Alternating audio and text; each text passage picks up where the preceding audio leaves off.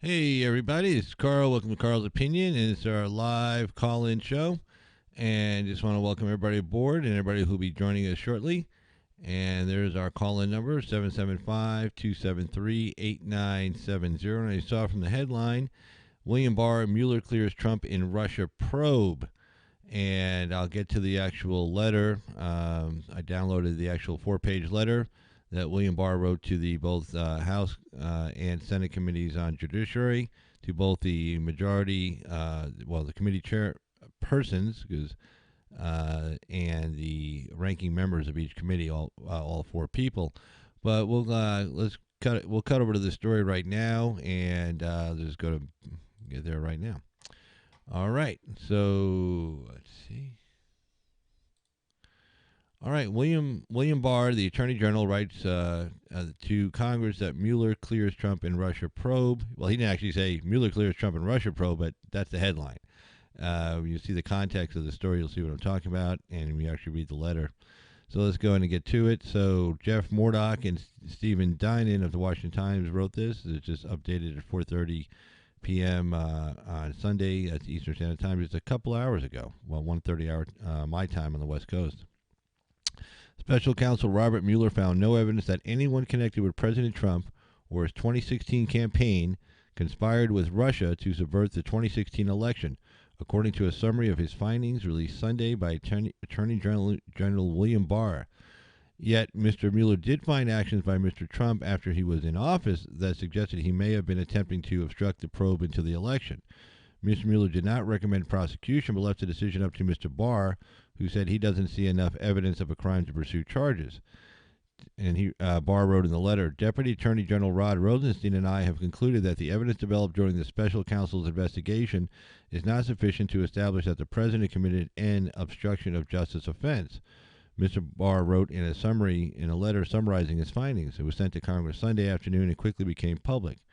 Mr. Barr said one main factor is that there was no evidence Mr. Trump or his team did conspire to work with Russia to subvert the election. That meant it was tough to find a corrupt intent behind the president's actions that might, in another context, have been obstruction. And he goes on to say, while this report does not conclude that the president committed a crime, it also does not exonerate him, Mueller said in the report, according to Mr. Barr's 4-page summary. White House Press Secretary Sarah Huckabee Sanders, in a tweet, called the Mueller report a total and complete exoneration of the President of the United States. Republicans call the report an overall vindication after years of allegations by Democrats that the President and his team had stolen the election. No collusion and no obstruction. The cloud hanging over President Trump has been removed by this report, said Lindsey Graham, chairman of the Senate Judiciary Committee. Democrats, though, seized on Mr. Mueller's finding that the president did engage in troubling behavior towards the ongoing investigation. Representative Gerald Nadler, chairman of the House Judiciary Committee, said he needs to hear more from Mr. Barr about his decision-making and not bringing charges. Well, of course, Mr. Barr detailed the gargantuan effort Mr. Mueller's probe involved 19 lawyers, 40 FBI agents. Think about that. Okay, these guys are out like supposed to be fighting terrorists and hunting down criminals, and now 40 FBI agents, which are always claiming they never have enough, were working on this ridiculous investigation. 19 lawyers, more than 2,800 subpoenas, 500 search warrants, nearly 50 wiretaps. Think about that for a second. 50 wiretaps of people, of innocent people being listened in on, and 500 interviews. A Justice Department official notified the White House this afternoon. Mr. Barr did not consult with Mr. Mueller about his summary, and the special counsel did not appear at the Justice Department headquarters, according to a Justice Department official. Mr. Mueller will not bring any further indictments, nor are there any sealed indictments yet to be made public. Because they're saying, oh, maybe there's some sealed ones. Well, no, there aren't. Okay.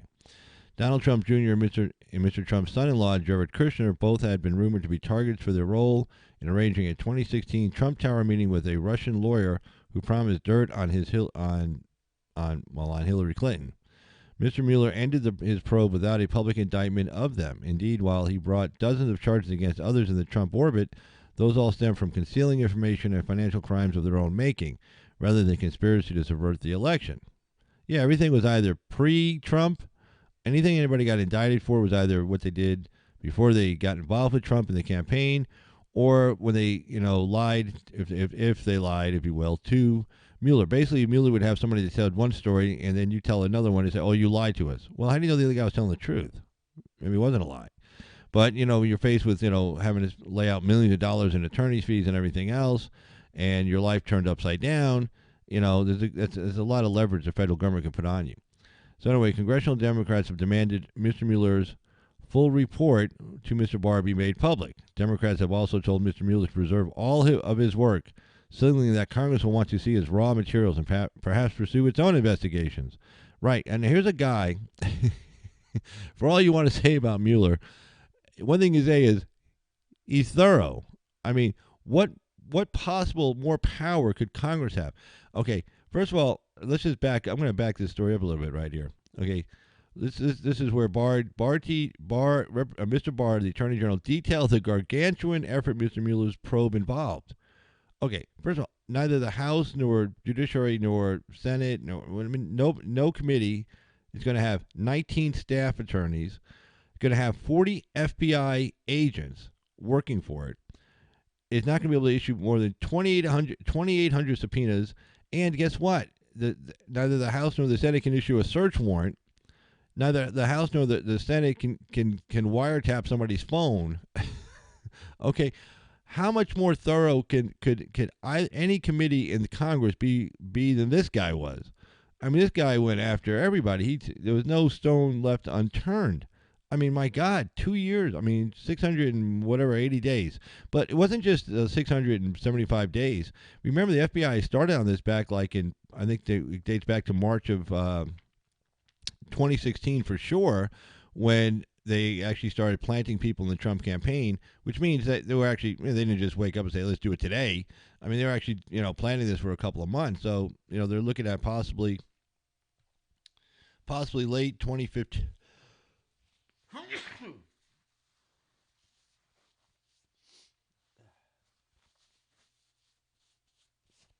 Excuse me. God bless me. I'm sure somebody said God bless you in the chat. But anyway, in fact, let me take a look. Somebody better. Well, there's a delay, so maybe not. Yeah, so we'll see. But anyway, so. But yeah, somebody right. Here we go. GT as well just joined us. Hey, GT. We'll give you a shout out real quick. Boom. But yeah. Oh, thank you, Paula. Appreciate that. Yeah. I'm not sure it's allergies. It's just I live in the desert, so you don't really need allergies to start sneezing out here. It's like we have a lot of dust and a lot of dirt and a lot of wind. So yeah, you really need an allergy to have to sneeze. Like I said, I live in the desert. Anybody who doesn't, you're very fortunate.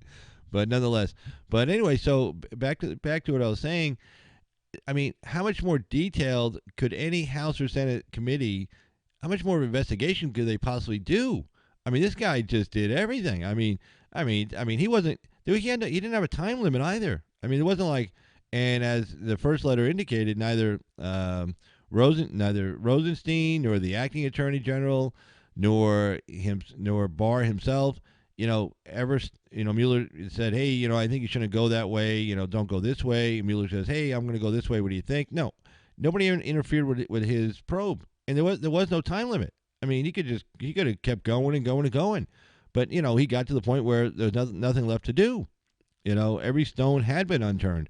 Again, who's gonna find 19 staff attorneys? And these weren't just 19 lawyers. These are some really tough prosecutors, like that Weissman guy.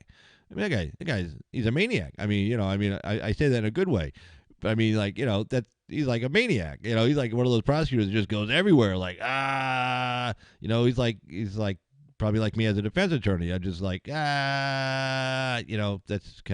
a positive thing. So I mean. Who's going to do a better job than that guy? I mean, and then the 40 FBI agents, neither the House nor the Senate, they have some investigators, but I mean, these are like retired, guys, and I mean, let's be honest, these aren't like field agents, like hitting the streets, pounding the pavement, and grabbing people and throwing them down, and beating people up behind, the gas station. Tell me what you know about Trump. Leaning on him. No, they didn't do that, but I mean, But I mean, they did arrest people at gunpoint and stuff. I mean, neither the House nor the Senate can do that.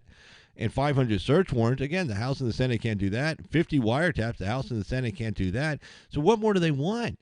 It's like, oh, we want to do our own investigation. Better than Mueller. Better than his team. Really? In what world? Gerald Nadler. Okay. Schiff is going to do a better job than these guys. Right. Okay. Yeah. So, I mean, this is ridiculous at this point. I mean, at some point you got to say enough's enough. Even the one guy in CNN who's always kind of railing against Trump, he's a professor at Georgetown, law professor. I can't remember his name. Even he said, like, Friday night, it's like, hey, I know you guys are kind of reaching for straws here, but it's over. I mean, he knows how to read one of these things. He's like, hey, man, it's done. I mean, there's nothing to go after anymore. He goes, to be fair, he's trying to say, I'm like, there's nothing left. So, anyways, let's go on here. Let's see. Yeah, right. They've already publicly discussed subpoenaing Mueller to testify before Congress. If I was Mueller, man, I'd find. I mean, he's got money. I mean, I'd go move to like a foreign country for the next 2 years. It's like, yeah, subpoena me like in a foreign country. I'm out of here. It's funny in Clark County there was this guy who worked at the crime lab and he tested primarily like blood samples, urine samples for drugs and for proof of under the influence or proof that the evidence were actually like methamphetamine or something. Well, he retired. Well, he knew that even after he retired, that he had a lot of cases he had worked on, a lot of investigation, and you need for a trial you need to bring him. You have to get him to come up and testify. And he knew that. He knew even though he retired, he'd probably be getting called into court for the next 2-3 years. And so if he was planning on having a nice little vacation or some time alone and where he wouldn't be interrupted, he knew that was impossible. He knew to get subpoenaed, he'd have to show up. I mean, they pay him something for showing up, but okay. I mean, he's retired. So what he did is he actually moved to, I want to say New Zealand. Yeah, he moved to New Zealand. I mean, he's like, yeah, later. So he's outside the reach of subpoena power for, a state court, maybe even a federal court. I don't know. But he's definitely outside the subpoena power of like, a state court in Clark County, Nevada. Because he moved and he stayed out there for like 2 or 3 years, waiting for all his cases to kind of fall through. And it was funny. I had a couple of those cases. And they had to go back and retest the drugs to make sure, because his report was useless. It was hearsay. He couldn't come into court in a trial. So they had to go back and retest all these drugs. Because he's like, if you think I'm sticking around here, I'd have to come in every other week or every week to testify to, maybe not so much a prelim, but like a jury trial or whatever.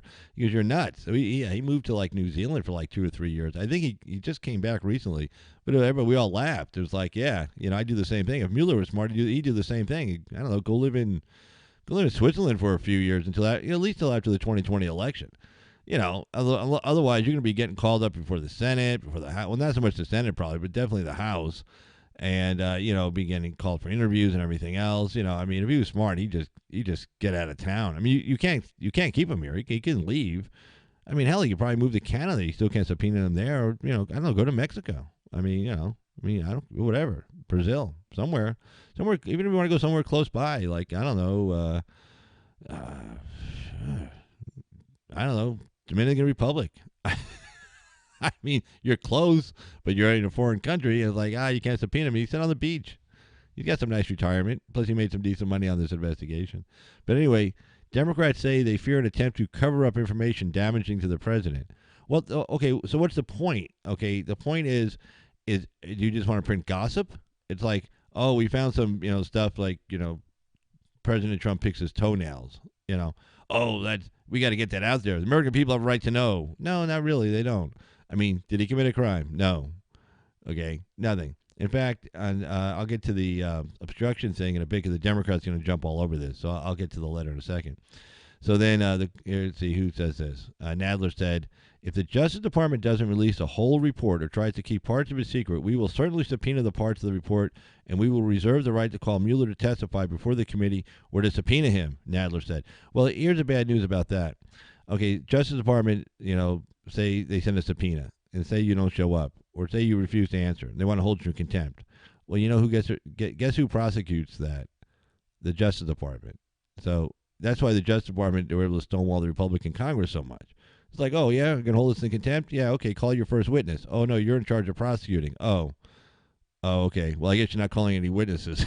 So anyway, and then it goes on to say, It is not clear when the public will get to see the report. In his letter Sunday, excuse me, in his letter Sunday, Mr. Barr said his intent is to release as much of the special counsel report as possible, but added that Justice Department regulations that prohibit the release of damaging information about individuals not charged with a crime. In other words, the point is, the Justice Department's not there to dig up dirt on people and say, hey, look at this guy, he's an idiot. We can all make fun of him. No, that's not the point of the Justice Department, and it's definitely not the point of a grand jury. It's just say, hey, look at this funny stuff about President Trump. No, it's like, okay, if it led to a crime, then here, you can take a look at it. If it doesn't, then, get bent. Mr. Mueller's probe led to indictments, convictions, or guilty pleas for 34 people and 3 companies. Among them were the president's former campaign advisor, Paul Manafort, one-time National Security Advisor, Michael Flynn, and Mr. Trump's ex-attorney, Michael Cohen. Yeah, okay. Look at that. Flynn, again, this is post-election. Because, he got caught, quote-unquote, lying to the FBI agent about this stupid lobbying group that he was part of. Again, nothing to do with Trump or the campaign. Paul Manafort, again, nothing to do with Trump or the campaign. This is all money he received from the Ukrainians years and years before, and he kind of hid it, didn't tell anybody, and got convicted. Cohen, of course, an idiot. He's just a moron. But anyway, the funny thing about that is, there are probably going to be people who are going to get pardoned or have their sentences commuted. And guess who's not on that list? Michael Cohen. I didn't understand to this day, I still don't understand what his play was. I mean, he's going to write a book and make some money. Well, after this report, the Mueller report, what book is he going to write? Who cares? I mean, if Mueller had come down with some indictments and he could have gave the inside scoop on the indictments, fine. Look, people are going to buy the book. Okay, don't get me wrong. But, I mean, nobody's going to make a movie out of it. I mean, at least, well, they might, but nobody's going to go see it. What's his play? I mean, he got disbarred. He has no career. Nobody's ever going to hire him to do anything. I mean, you wouldn't trust this guy. It's like, hey, I want to hire you to be my confidential. No, forget that. You spill the beans as the first sign of trouble. So, I mean, nobody's going to hire this guy. He has no job. He has no career. He has nothing. And I don't understand why he went this route. I mean, I just don't get it. I mean, he probably could have got a pardon at the end of all this. Especially look at the results. No collusion, and even based on Mueller's statements, no obstruction. So, I mean, I don't know I still don't know what Cohen's play was. I'm still trying to figure that out. I think he's just a real wimpy kind of Weasley kind of guy, and that's just the truth of him. So, anyway, the Cohen case was brought by federal prosecutors in New York based on information Mr. Mueller turned over. Yeah, most of it had to do with like some illegal cab company and money problems he was having with that and all this other crap. But anyway, Cohen says Mr. Trump is implicated in campaign finance malfeasance, though no charges have been brought against the president. No, because it wasn't. I don't care what Cohen pled to. They wanted Cohen to plead to that so they could say, oh, see, the president was an unnamed co-conspirator. Not true. Okay, yeah, they wanted Cohen to plead, but it's not campaign finance violation. Okay, the closest case we have to that is John Edwards. John Edwards did not use his own money. Some big rich donor gave him money specifically to pay off this woman so he could go on and run for president. Okay, that's a donation. He didn't report it, neither did she. Bang, there you go. This was Trump's own money. Trump paying off some whore that wants to cash in after having consensual sex, or $130,000. He pays her off like he's been doing his entire career. Not just when he's running for president, but I mean, he doesn't want his wife to know all this stuff and everything. In fact, Cohen even said the hardest thing he had to do was lie to Melania about it. So I mean, that's the guy has affairs and he lies to his wife and he covers it up. So there's no campaign finance there. While none of the Trump associates were charged with conspiracy to subvert the 2016 election, Mueller did uncover evidence that Russia did interfere. Yeah, okay, we know. Russians interfere. Chinese interfere in our elections. Everybody interferes in our elections. Okay, we interfere in other people's elections. Heck, Barack Obama was over there threatening people they voted for Brexit publicly that he was gonna cut them off from trade deals. Well, what do you think that? You think what's worse, a couple of bad Facebook pictures to change the outcome of an election, or actually telling people you better vote the way I'm telling you to vote? I'm a foreign leader, and if you don't, I'm gonna cut you guys off from trade, and you're gonna live in poverty. I think that's kind of influencing election. We tried to President Obama tried to influence the Benjamin Netanyahu election in Israel because he wanted Netanyahu to lose. So he was influencing an election of a sitting prime minister. What was that about? Yeah, that doesn't get reported. That's true. I mean, that actually happened. So anyway, Anyway, so Mueller charged 25 Russians, accusing them of hacking, blah, blah, blah. Okay, who cares? But anyway, let's get to the actual letter, and we'll go through that. All right, let me see if I got the right one up yep, there it is right there. All right, so this is the actual letter, and I think I was going to try to expand this for you guys. Let me see here. Let's see. Well, first of all, let's get me. Let's see. I think I was going to do something to make it easier for you guys to read. Let's see here. Well, that's one way to do it. Okay, and then let's try to zoom it up a little bit.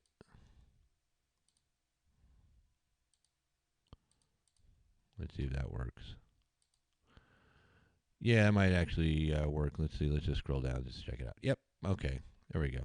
All right. Yeah, I just want to, so you guys can actually read a little bit easier, read along. Okay, this is from the Attorney General of Washington, D.C., March 24th. Is written to Lindsey Graham, Chairman of the Committee on the Judiciary, U.S. Senate, Dianne Feinstein, Ranking Member, Committee of the Judiciary, U.S. Senate, Gerald Nadler, who we just were talking about, Chairman, Committee of the Judiciary, U.S. House of Representatives, and Doug Collins, a Republican, Ranking Member of the Committee on the Judiciary, U.S. Senate. Dear Peoples, as he writes. Here, let me take this down as well. We can see more of it here. So let's take that down. And let's put this up here. Well, anyway, there's a call-in number up on top there. We'll be able to see more of this. All right, so let's see. As he writes, as a supplemental to the notification provided on Friday, March 22nd, I am writing today to advise you of the principal conclusions reached by the special counsel, Robert S. Mueller III, and to inform you about the status of my initial review and the report he has prepared. And he goes on to say, special counsel report. On Friday, the special counsel submitted to me a confidential report explaining the prosecution or declination decisions he has reached as required by 28 Code of Federal Regulations, CFR 600.8, subsection C. This report is entitled Report on the Investigation into Russian Interference in the 2000 Presidential Election. Although my review is ongoing, I believe that it is in the public interest to describe the report and to summarize the principal conclusions reached by the special counsel and the results of his investigation. Yeah, he knows everybody's waiting to hear this, so he's not going to just sit on it. No, of course not. Everybody says, "Oh, he better not hide it." Well, he's going to disclose as much as possible, and he gets into this in the letter. So he goes on to say, the report explains. Let's see. Oh, too high. There we go. The report explains that the special counsel and his staff thoroughly investigated allegations that members of the presidential campaign of Donald J. Trump and others associated with it conspired with the Russian government in its efforts to interfere in the 2016 U.S. presidential elections or sought to obstruct the related federal investigations. So basically, this report is explaining the two-tiered investigation. One, whether Donald Trump and his associates, the presidential campaign, conspired with the Russians to interfere with the election of 2016. And two, whether the president and his associates sought to obstruct the related federal investigation. Two parts to the two main topics for Mueller to investigate, which is the big thing. Okay, obstruction and conspiring with the Russians to interfere in the election in 2016. In the report, the special counsel noted that in completing his investigation, he employed 19 lawyers who were assisted by a team of approximately 40 FBI agents, intelligence analysts, forensic accountants, and other professional staff. The special counsel issued more than 2,800 subpoenas, executed nearly 500 search warrants, obtained more than 230 orders for communication records, issued almost 50 orders authorizing use of pen registers, and made 13 requests to foreign governments for evidence, and interviewed approximately 500 witnesses. The special counsel obtained, let's see, get here. The special counsel obtained a number of indictments and convictions of individuals and entities in connection with his investigation, all of which have been publicly disclosed. During the course of his investigation, and the reason why he'll say a couple of times it's been publicly disclosed or done in public, so he's telling Congress and the American people, hey, look, everybody's already got all this information. It's not like I'm hiding anything. During the course of his investigation, the special counsel also referred several matters to other offices for further action. The report does not recommend any further indictments, nor did the special counsel obtain any sealed indictments that have yet to be made public. That's important because everybody's saying, oh, maybe maybe the grand jury got some sealed indictments and they're not disclosing them right now because they got to time it out right. No, there are no sealed indictments. There are no indictments. He's not issuing any more indictments. In fact, he's done. So nobody's getting indicted out of this for anything to do with Russia collusion. And anybody who's been indicted, any American who's been indicted, hasn't been indicted for anything having to do with Russia collusion. Nobody. No American. All right.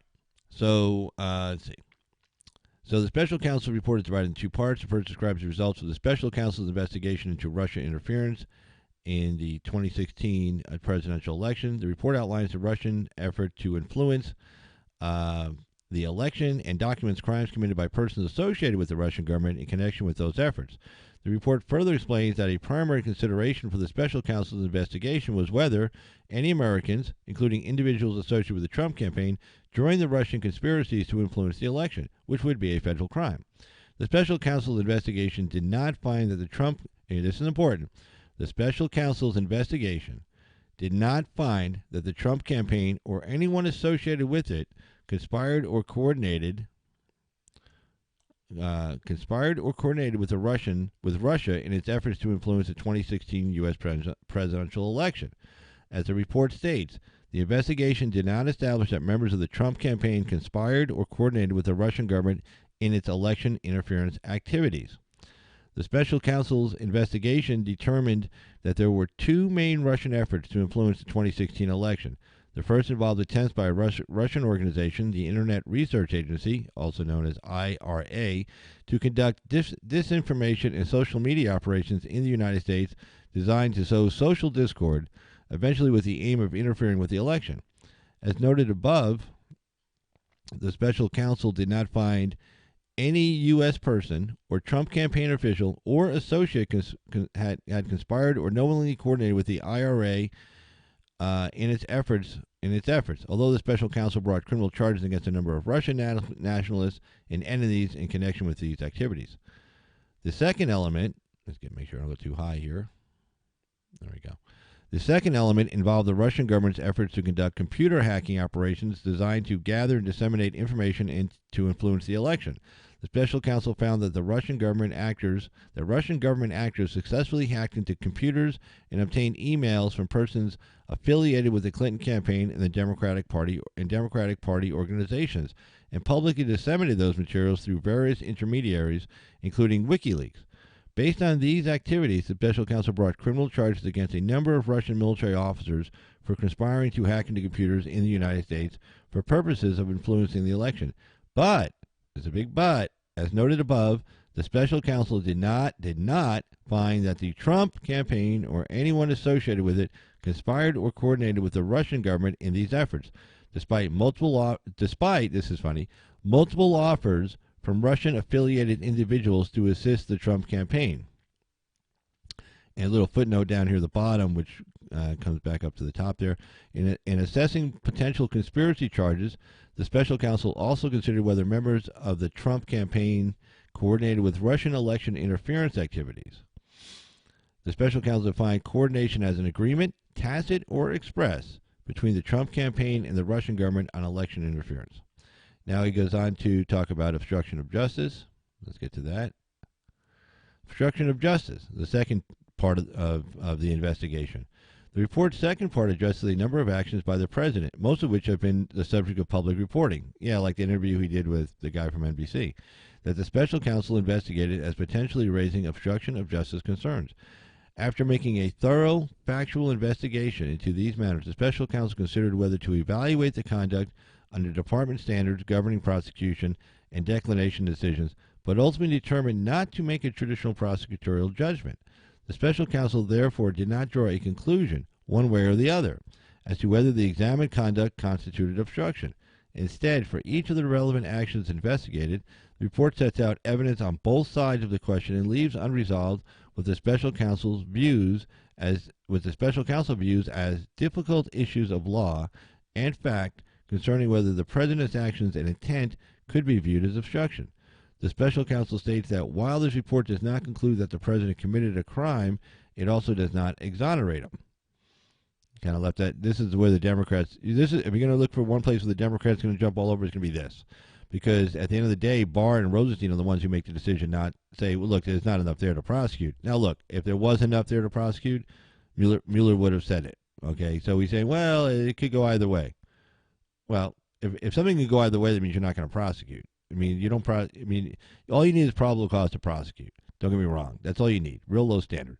But on something like this, and the feds kind of even look at it like this as well, unless you know you got the goods for sure that you're going to get a conviction, you're not on a high-profile case like this. You're not going forward, whether it's the president or some big rich guy or anybody. Anything that's going to get a lot of news and attention, because the last thing you want is a lot of news and attention on a case that you end up losing. Okay, nobody wants to be walking out the courthouse steps and a bunch of camera people out there asking, why did you lose? Okay, now, if he thought that he could win, then it's different. Then you want to be walking out those courthouse steps, a bunch of people pointing a camera in your face saying, hey, you great job. Hey, way to go. And you're like, yeah, I'm so cool. Hey, no, but if you're not going to get those accolades, you're not bringing a case because it's going to be all over the news, period. Anyway, the special counsel's decision to describe the facts of his obstruction investigation without reaching any legal conclusions leaves it to the Attorney General to determine whether the conduct described in the report constitutes a crime. Over the course of the investigation, the special counsel's office engaged in discussions with certain department officials regarding many of the legal and factual matters at issue in the special counsel's obstruction investigation. After reviewing the special counsel's final report on these issues, consulting with department officials, including the Office of Legal Counsel, and applying the principles of federal prosecution that guide our charging decisions, Deputy Attorney General Rod Rosenstein and I, this is important, Rod Rosenstein and I have concluded that the evidence developed during the special counsel's investigation is not sufficient to establish that the president committed an obstruction of justice offense. Our determination was made without, okay, this is important too. Our determination was made, was made without regard to and is not based on the constitutional considerations that surround the indictment and criminal prosecution of a sitting president. In other words, they wanted to get that out there because right away the Democrats can say, oh, well, even though we've been saying you can indict a sitting president and we disagree with the opinion, they'd all, in fact, they were saying it Friday night. Oh, well, they didn't indict the president because, you can't indict a sitting president. So the Barr wanted to make it clear that Barr, in Rosenstein's decision, and Rosenstein is no pro-Trump guy. I think we all know that, okay? This is the guy who's going to wear a wiretap on Trump, okay? So, and Barr, I hate to say this, but Barr is an establishment guy, George Bush appointee. He's not really a pro-Trump guy either. He's more establishment. He probably would have liked to have said, yeah, I got enough to prosecute this guy. Hey, thanks for the job, President Trump. Now we're going to prosecute you. But anyway, so... But he's saying it, no. Rosenstein's saying no. I'm glad, part of me is glad that Rosenstein stuck around, that it wasn't like, even though, it was Trump that appointed Rosenstein to the position, still, 10 minutes later, Rosenstein was, stabbing him in the back. Ed 2, Rod Rosenstein, literally, it was that bad. So, these are two guys who aren't Trump fans. Rosenstein's probably a never-Trumper. Barr, probably a never-Trumper also. So these two guys are saying, no, there's not enough there. You could be pretty safe on that one. Let me get a cigarette. You can actually be pretty safe on that. So in making this determination, we noted that the special counsel recognized that the evidence does not establish that the president was involved in an underlying crime. Right. In other words, what do you have to show some kind of, you have to show intent to show that you were obstructing the investigation. But if you didn't commit a crime and you didn't commit a crime and there's no evidence you committed a crime, then is it your intent to obstruct, or is it your intent to be just like a dick?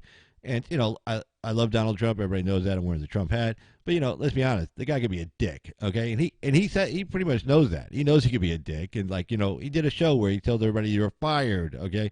That was a big show for him. And he enjoyed it, obviously. So is it just being a dick or being a jerk?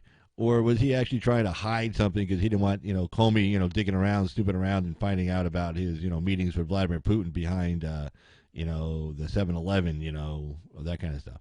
So I mean, or did he just want to get? And then of course even though he had that memo from Rosenstein saying, hey, you need to fire this guy, and then he fired him shortly thereafter. He had to be the braggadocious President Trump, Donald Trump, where he's like, no, Rosenstein didn't tell me to fire anybody. I fired him because I wanted to fire him. I mean, that kind of crap. The old walk around till you step on a rake and it hits you in the face. That kind of thing. So, I mean, instead of just saying, yeah, man, because the timing of it was, I mean, if he just was firing Comey because he hated Comey, he could have done that before the Rosenstein memo came out. Rosenstein wrote this memo saying, man, you got to get rid of this guy. He's bad news. And then I think it was like that day or 2 days later, he fires the guy. So it wasn't like that's why he fired him. But no, he couldn't admit that he wasn't in charge. I'm in charge. I'm President Trump. I'm Donald J. Trump. Instead, and so you got to watch that. You get all braggadocious, get your ass into a sling. Stone's going through the same thing. Stone's trying to brag to everybody about all these people and the FBI's like, no, man, you don't know these people. No, I hung out with them. I met with them. No, you didn't meet with them. We know where you were every minute or every day of your life. No, really, I did. Okay, you're lying to us. Fine, shut up. You're being prosecuted.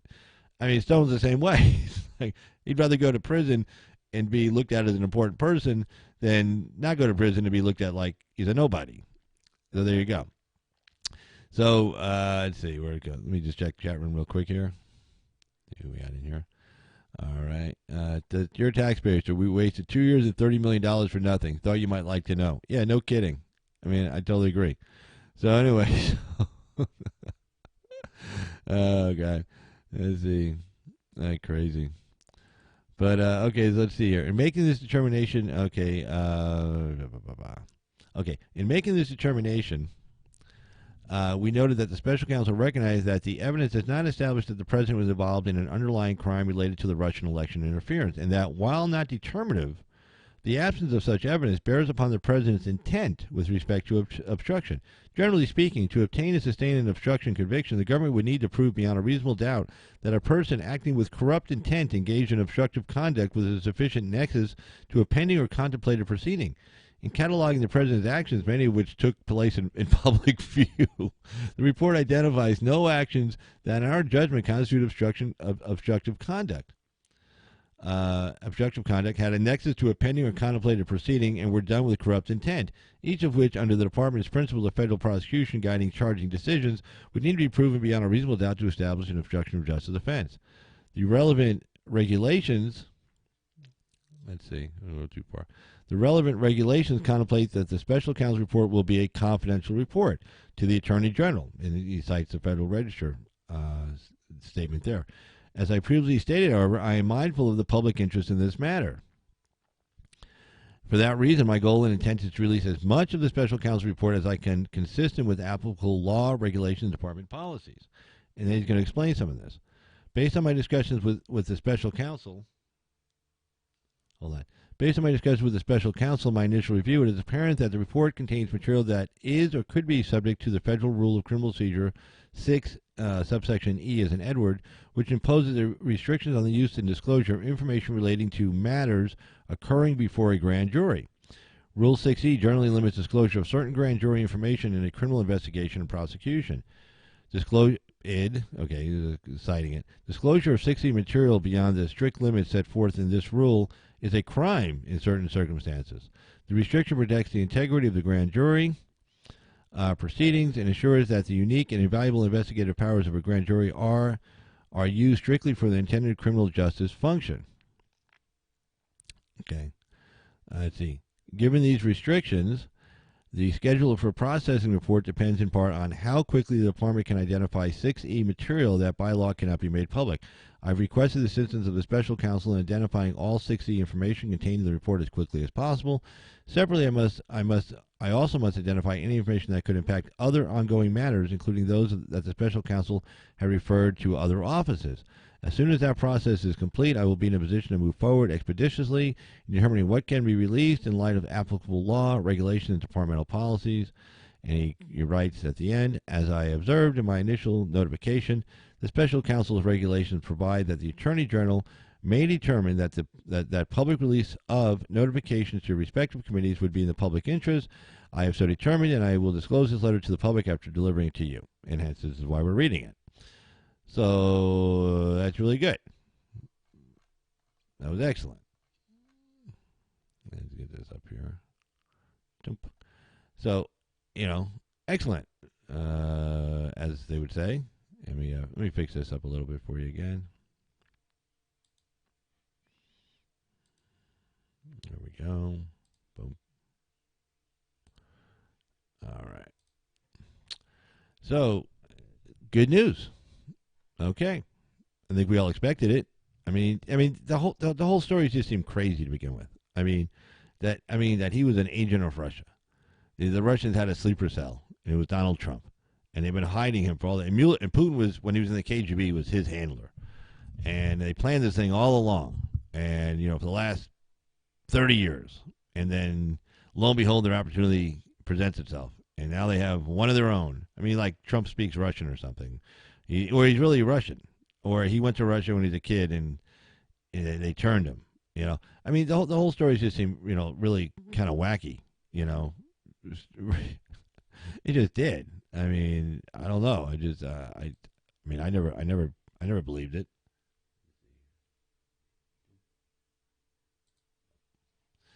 I never believed it, but then again, there are some crazy things out there.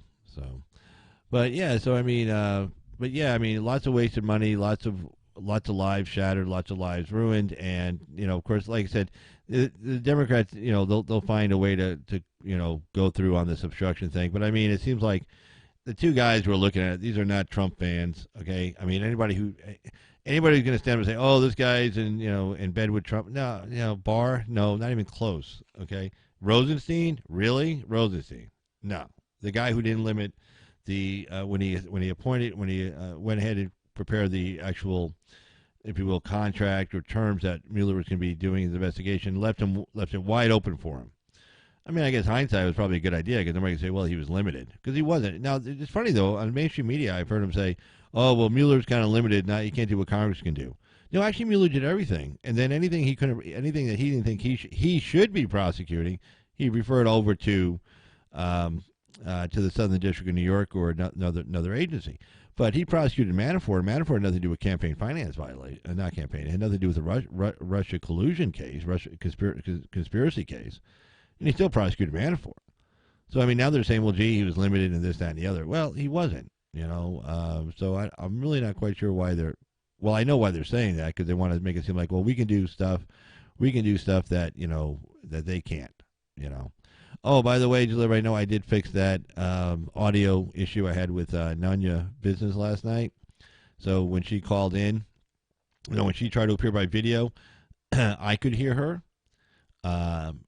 You guys could hear me. You guys could hear Nanya, but Nanya couldn't hear me. So, which of course makes it hard to have a conversation when you can't hear somebody. So anyway, I fixed it. I figured it out. It wasn't the easy. I remember last night I was saying, "Hey, I got this figured out while I was talking to Nanya." Well, that would have been really cool. And I tried that after I shut down, after I closed down the site last night. I tried that solution I came up with in my head, that I developed while I was talking to her, and unfortunately, that was not it. So it required a few other things, and but I got it all fixed. Just let everybody know. So if you want to appear by video link, you can, and you will be able to hear me. Everybody was able to hear her. Just she could not hear me. And again, it makes for a hard conversation. If you want to call in, though, there is a call-in number, 775-273-8970. I have some other stories that I was looking at covering today, and we'll get to those. But again, I like hearing what you guys want to talk about, because that's. Well, the point, that seems like the whole point of the call-in show. It's like, maybe you've seen things I haven't seen. I was busy doing this, that, and I was busy, trying to figure out how to get the audio from me over to Nanya so she could hear it, because I'm working with two different computers, and anybody who knows gamers or anything like that, gamers do two PCs with one mixer board. Unfortunately, when they do that, they don't need to get the sound back into the original gamer PC. They just need to get it to the streaming computer. So I looked at all their stuff, and that was useless for me. But anyway, so enough technical talk. But yeah, so if you guys want to call in or anything, feel free, and I'll jump to some other stories here in a second. Let me just grab another cigarette.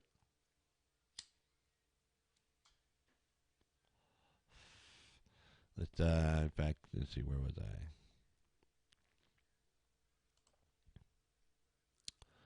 There we go.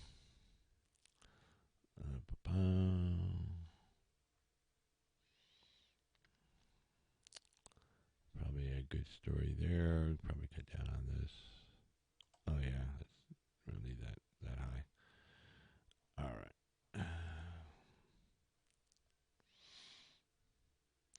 But yeah, tell you, let's just jump over to this story here.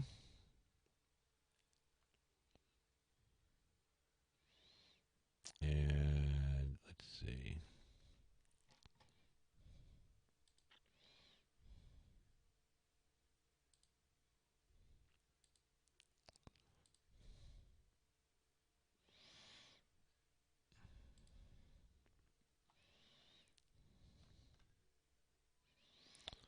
Okay. Yeah, this is a good story. Let's just jump over here. This is courtesy of the Wall Street Journal. And let's see. All right. Again, there's the call-in number, area code 775-273-8970. Let me pull this down here in front, though, so we can see more of the story. But the phone number is up top there, 775-273-8970. If you want to appear by VMix video link, just send me an email, put in the chat that, hey, I want to send you an email, and we'll go from there. All right, there's me. Yay. All right, there's some dude in, looks like Syria. Okay, Islamic State's caliphate is gone, but not its violent extremism. Yeah, I mean, these guys are still nuts. All right, devastation in Syria and Iraq nourishes extremist threats that continue to challenge foreign powers. But at least they don't have like a central place they could all hang out together. You know, that's the important part. Yeah, that's the part we got to take care of. So let's get to the story here. Okay.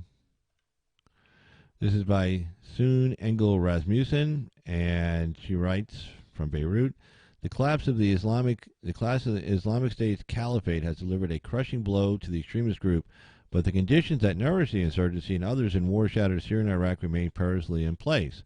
Islamic State rose more than a decade ago from the ruins of Iraq by using public anger over poor governance, poverty, and sectarian strife to draw recruits from marginalized communities.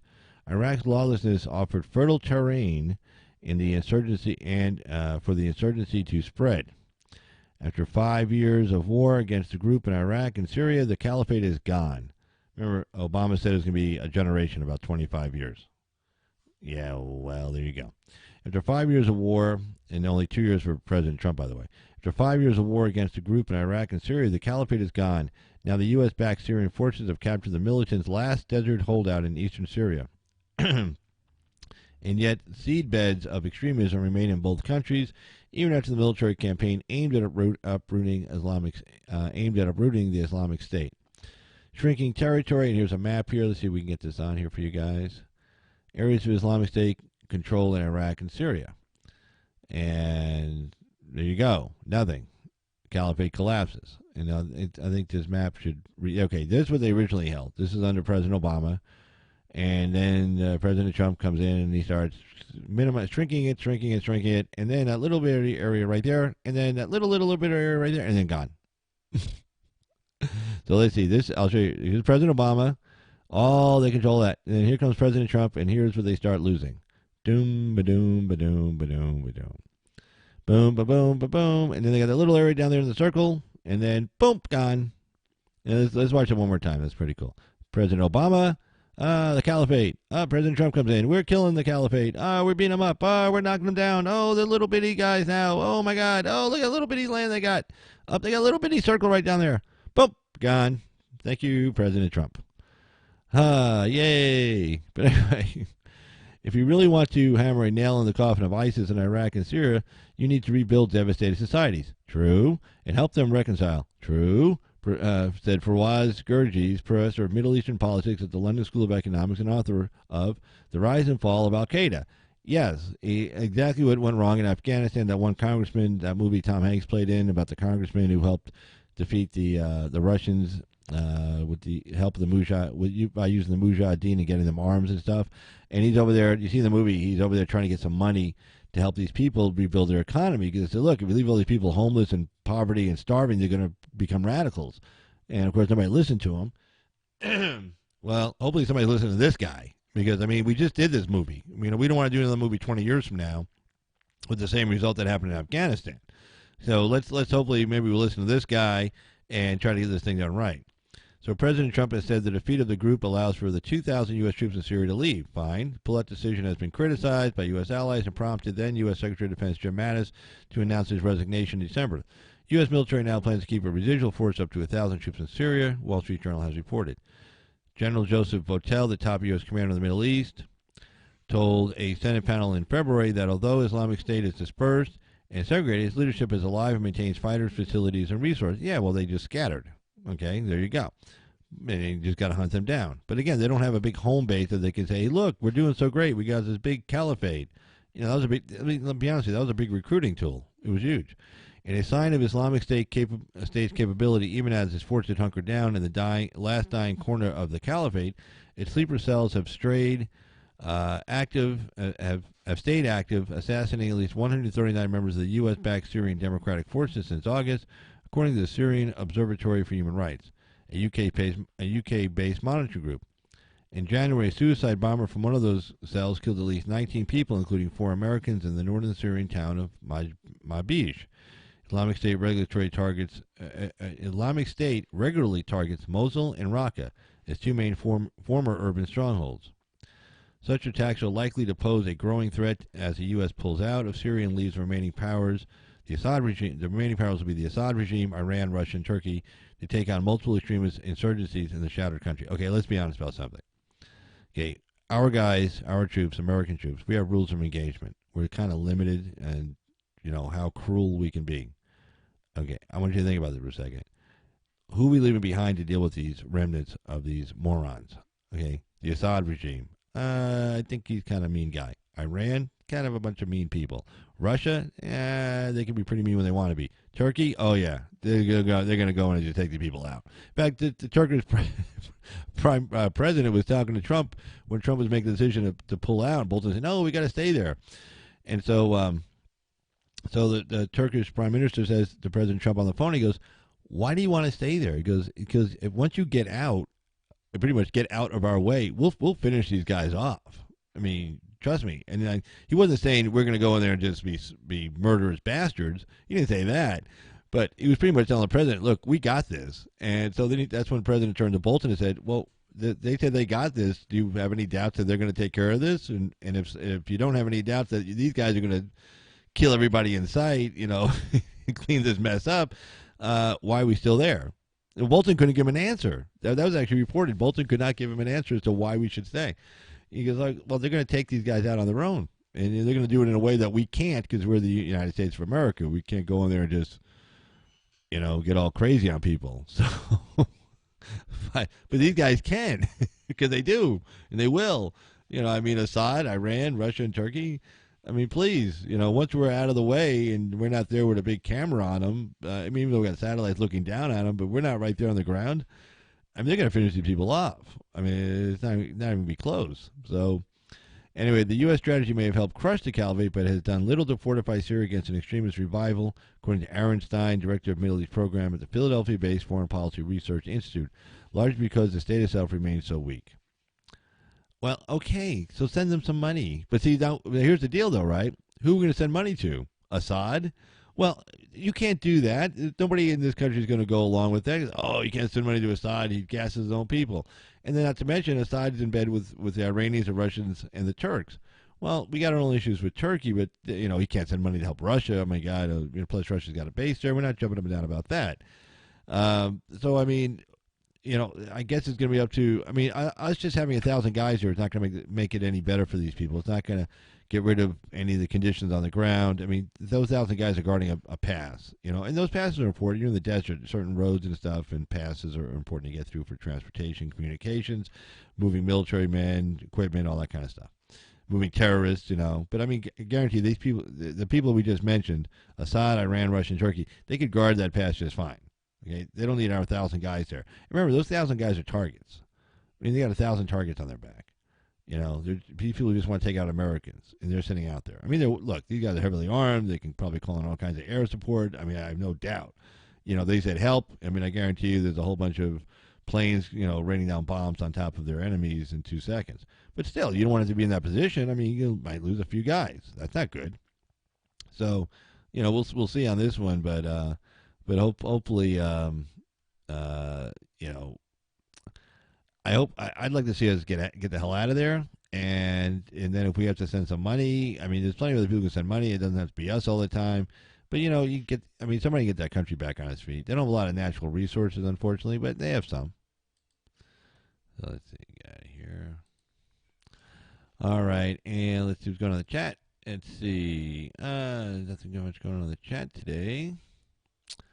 And let's see. So I did want to definitely cover that Mueller story. Let's see if there was anything else I was looking at covering right now. Let's take a look here. Yeah, I normally don't go on this early, but that Mueller report just came out. I definitely wanted to cover that. So let's take a look, see what's going on.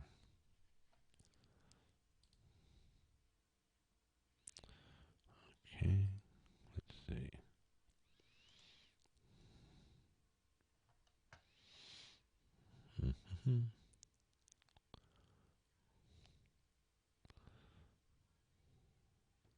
Oh, let's see.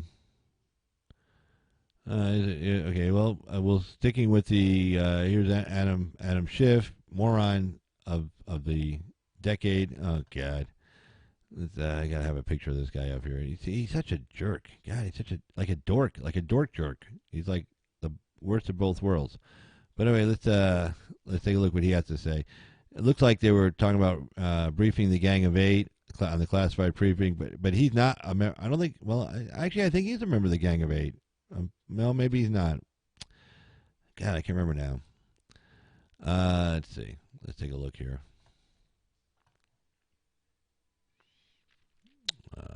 Okay. Let's drop this down. Well, I'll just read it to you here. But anyway, let's jump over here.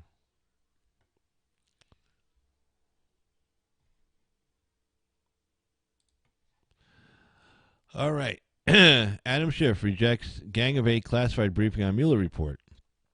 All right. So there he is, the idiot. All right. So Representative Adam Schiff of California on Sunday said closed-door briefings to Congress on Special Counsel Robert Mueller's report will be no substitute for holding up the findings to public scrutiny. Well, I mean, they can scrutinize it. Mr. Schiff was responding to House Speaker Nancy Pelosi's reported decision to rebuff any effort by Justice Department officials to relay details of the report in a classified setting to the Gang of Eight, top-ranking House and Senate officials who typically handle sensitive information. That's not going to fly. The report is going to have to be made public, said Mr. Schiff, chairman of the House Intelligence Committee, told CBS's Face the Nation. The White House and Congress are still waiting to hear from Attorney General William Barr, who has been reviewing Ms. Mueller's findings on Russian meddling in the 2016 election. Special counsel turned in his report Friday. Oh, this story must have been written before. Yeah. So Justice Department officials say the special counsel does not plan to bring any new charges, blah, blah, blah. Schiff said there is still ample evidence of malfeasance by Mr. Trump's orbit. Wow. Okay. Boy, when you have nothing, man, you just got to reach for something. Including that 2016 meeting at Trump Tower with a Russian who promised dirt on Hillary Clinton. And as, funny, Schiff saying this is a good story to read, I'll tell you why. Schiff saying this before he saw this report today. The four-page summary. So he says, there's still ample evidence of malfeasance. Well, the report kind of says, hey, they looked into all that, and they didn't see anything. Okay, there was nothing there. But it's funny, Schiff is saying this, because he's got to say something stupid. Schiff is saying this before today. So, of course, he'll forget he ever said this. So, there you go. Let's see. Despite the lack of new charges, he said he had faith in Mr. Mueller's findings. Oh, let's see if he still has faith. That is Mr. Mueller's decision. I have great confidence in what Schiff said. The California echoed the view of House Judiciary Committee Chairman Gerald Nadler, said Congress deserves to see Mr. Mueller's underlying evidence because the Justice Department said it cannot indict a sitting president, leaving a potential punishment with capital. No. And then the nice thing about this, too, is obviously Barr read this story and heard everything else saying, they say, and he said specifically, Rosenstein and I, when we looked at whether to indict or not indict or to charge the president or not charge him, we purposely did not take into account that you can't indict a sitting president. No, we said we thought like, hey, we can indict him, and this is whether we're going to indict him or not. So there is nothing left to do except for cause more acrimony and pain and suffering for the American people instead of doing the people's business and get back to work. But there you go. Congress hard at work doing nothing as usual. All right, let's see what other stories we can find going on here. Oh, there was one here from Gillibrand I did want to get to. Let's see.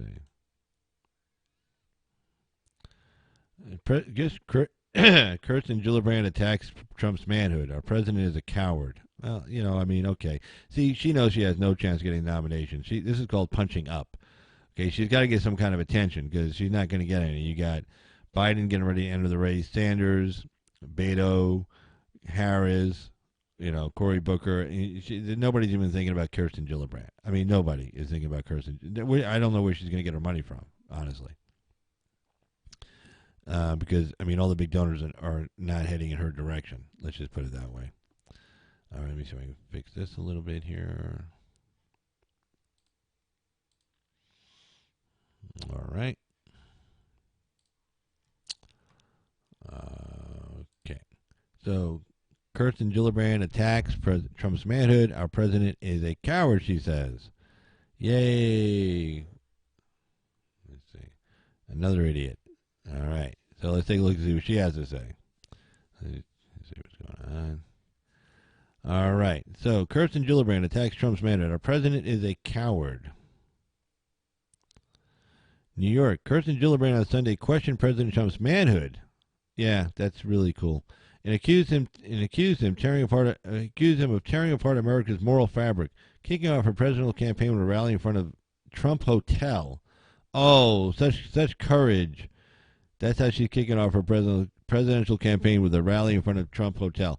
Yeah, it's like this actually happened. Hopefully, it didn't happen today because today the maybe she was timing it with the Mueller report, thinking it was gonna be like indict the president. But the Mueller report clears the president, and then she does her campaign rally. I mean, I don't know who's working her campaign, but today's not a good day to do this. I mean, if you notice, it was kind of buried, and it wasn't the headline of any. It's not going to be the headline of any newspaper or any news organization today. Everybody's covering this, and this is the day she chooses to announce her campaign and go out publicly. Or not announce her campaign, but kick by her first big rally. When she knows she had to know she wasn't getting any coverage. Couldn't they move this, cancel it, whatever? Who's running a campaign is an idiot. So God, nobody's covering this. This is on the back pages of the Washington Times.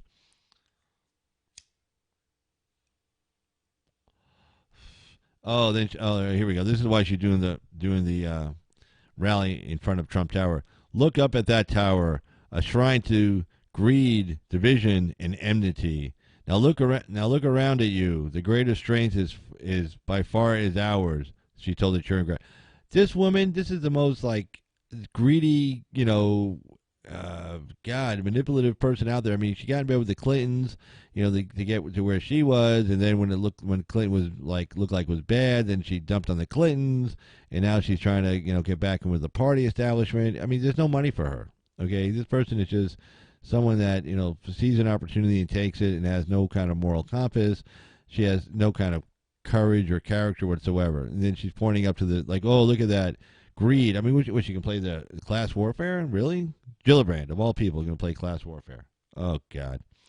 Over her shoulder was visible the gold-colored marquee, I can't believe I said that, marquee of Trump International Hotel. He puts his name in bold on every building. He does all of this because he wants you to believe he is strong. He is not. Our president is a coward, said the New York Democrat. Ooh, she's so courageous herself. She has made brave the catchword for. She has made brave. Oh God, she actually made. That's the catchword for her campaign. I was being funny.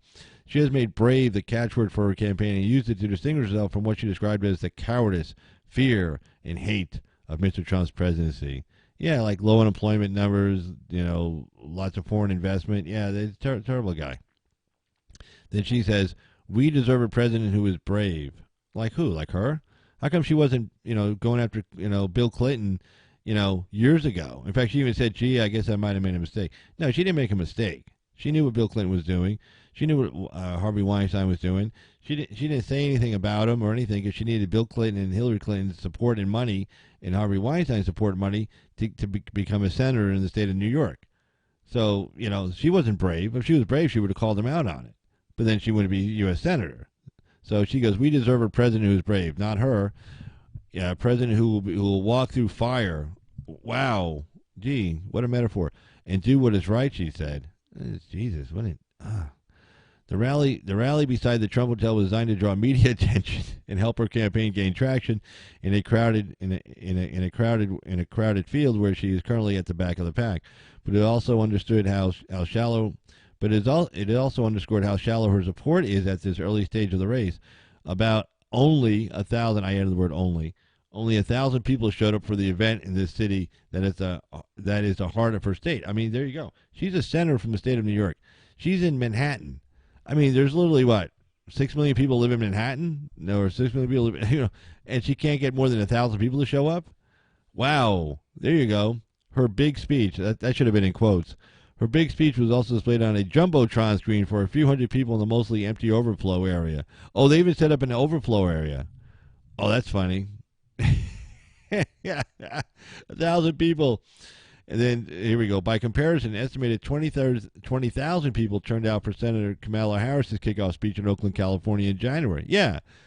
Okay. People wanted to go see her. People wanted to hear what she had to say. People think she actually has a chance to win the Democratic nominee. Kirsten Gillibrand? No chance. Oh, that is so funny. To distinguish herself from her more than a dozen rivals, Miss Gillibrand presented herself as a champion for the LGBT rights, women's issues, illegal immigrant dreamers. That's a lot to say. She rolled out a liberal agenda that included supporting a Medicare for All plan, the Green New Deal, and a carbon tax, paid family leave, free job training, universal pre-kindergarten, and a $15 minimum wage, and legalize marijuana. Okay, so let's just take a look at this agenda for a second. Okay, so where is this creating jobs, and where is this making our economy stronger? Where? And, of course, she mentioned nothing about keeping us from going into war or anything. So Medicare for all. Okay, what do they say is going to be? I forgot the price tag on it. The Green New Deal, I know, was like $30 trillion over the next 10 years. Medicare for all, I want to say it was like $2 trillion per year, something like that. Okay, so that's not going to get done. The Green New Deal is not going to get done. I mean, the carbon tax... Well, the Green New Deal and a carbon tax. So all the money is going to be spent on the Green New Deal and then throw a carbon tax on top of it. Paid family leave. Oh, that's nice. Not paid maternity leave. Paid family leave. So anybody can take off.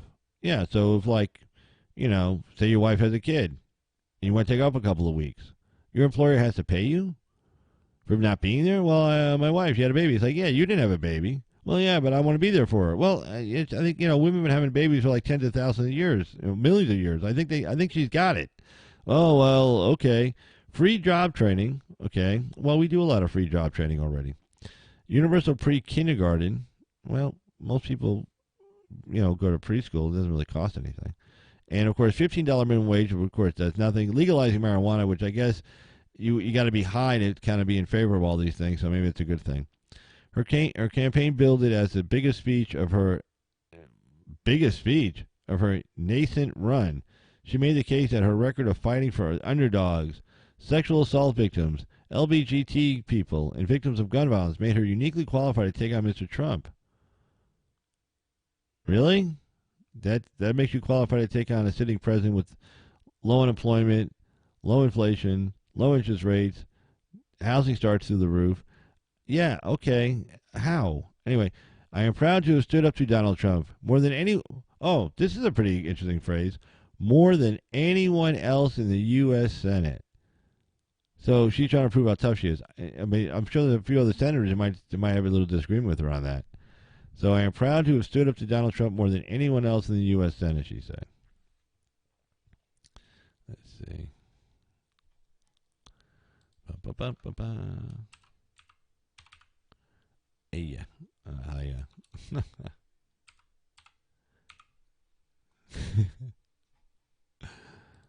Bump. There we go. So, let's see what else.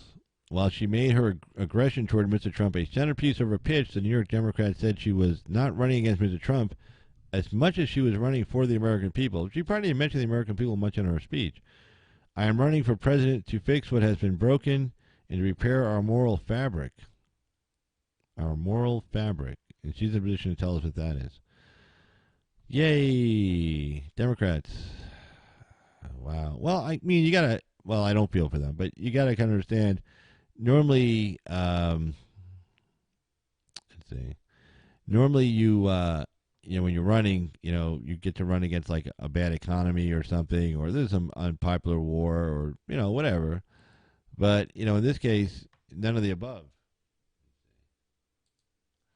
The president has got us involved in any kind of wars. He didn't blow up North Korea. In fact, he just gave a big concession to Kim over there. Okay, you can say what you want about the president, but you can tell this guy doesn't want to go to war with anybody. And for all those people who hey, we don't want to go to war with anybody for no good reason. I mean, some people you can find a good reason to go to war with. But I mean, if you have to really look really hard to find a good reason, then maybe you should look for some other ways to avoid going to war. And so obviously this guy is trying to avoid going to war. He doesn't. He wants to pull troops out. He doesn't want our guys getting killed. He doesn't like that. He's not a big fan of that. Doesn't want to see whole places get blown to smithereens. Doesn't want to see the world get blown to smithereens. And the guy's doing everything he humanly can. I mean, to say he doesn't have a heart. I mean, he reaches out to Kim and says, "Hey, okay, look, I won't impose these new sanctions." And he's hoping Kim's going to respond. I mean, the guy's really trying really hard to make peace. Over there. He's not doing it for a Nobel Prize. He's doing it so he could actually get some peace done. He looked at the problems and said, man, this is crazy. 60 years, these people have been at war. He goes, we got to fix that. So, he's really reaching out. I mean, he gave Kim a huge olive branch here this last week. Probably caught some shit from Bolton and his friends. Probably that's why nobody knew about it, because he figured if he consulted with anybody, they'd say, oh, don't do this. Don't do this, Mr. President. It'd be a bad idea. But he did it anyway. I mean, that's the way the guy operates. So you got to admire that about him. So, I think he's doing okay. But anyway, so let's see. Let me take a look to see if there's anything else I wanted to cover here. I don't think so.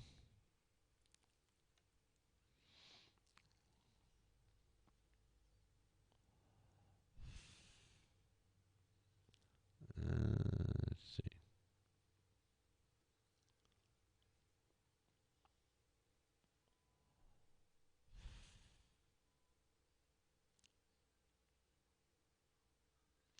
Oh, here's an interesting story. Guess we'll cover this.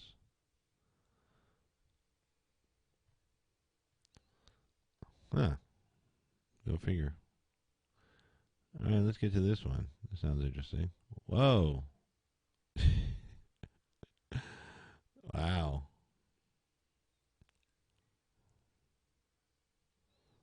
Somebody's holding a mace.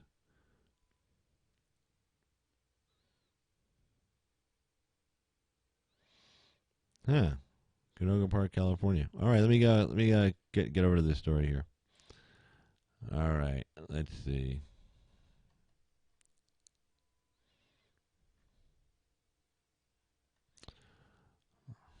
All right, cut across. All right, well, here's an interesting story. Hundreds protest outside Ilhan Omar's CARE speech. CARE is that freaking, they claim to be like a charity group. They actually just fund money to terrorists and stuff for radical Islamic people. In fact, I think Qatar even, excuse me, I think Qatar even classified them as a terrorist organization. Yeah, and you got to be pretty bad to have Qatar classify you as a terrorist organization, just to let you know. All right, so let's see what the story goes on to say. This is from the Associated Press from today, Sunday, March 24th, Woodland Hills, California. Hundreds of protesters rallied outside an event where a congresswoman spoke to a Muslim American civil rights group. Demonstrators were protesting the president's Saturday of U.S. Representative Ilhan Omar of Minnesota at the fundraising event for the Council of American Islamic Relations. That's what CARE stands for, Council C of American Islamic Relations of Greater Los Angeles. Omar has drawn criticism for recent remarks on Israel, including comments that American supporters of Israel are pushing people to have allegiance to a foreign country. Omar later apologized, saying anti-Semitism is real, and I am grateful for Jewish allies and colleagues who are educating me on the painful history of anti-Semitic tropes. It's nonsense. The Los Angeles Daily News reports that the protesters lined a sidewalk area outside the Hilton in Woodland Hills, waving Israeli flags. A smaller group of counter-protesters held up signs in support of Walmart. And there you go. That makes for an interesting story, though. Not much going on, but it makes for an interesting story. But anyway, I do want to thank everybody who was in the chat, and anybody who's watching, anybody who will watch in the future. And I just want to say thanks, everybody. And this is our Sunday live call-in show. I may or may not do one later on tonight. I may just take the evening off. But if you like the video, please hit the like button. If you like our content, hit the subscribe button. And so I just want to say thanks to everyone and have a great, great evening.